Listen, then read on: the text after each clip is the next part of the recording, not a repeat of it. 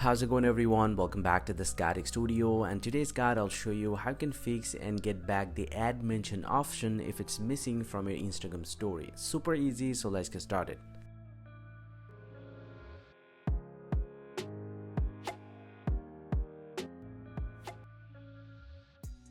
Well, so if I open up the Instagram here, and if I open up my story, and if I tap on this more, you'll get to see I don't have the add mention option here. So now to get back this option, the very first thing that you have to do, simply go and open up the Play Store from your Android phone, and simply go ahead and search for the Instagram here, and tap on the Instagram, and if you find any pending update, go ahead and update the Instagram application. And once you have updated the app, just get back from here and open up the story again.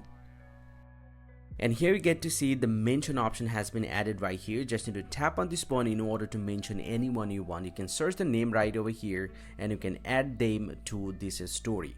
Hope you find this very helpful, guys. If you do, please drop a like and subscribe to my channel. Or if you have any question, please let me know in the comment section below. I'll see you guys around, and thank you very much for watching.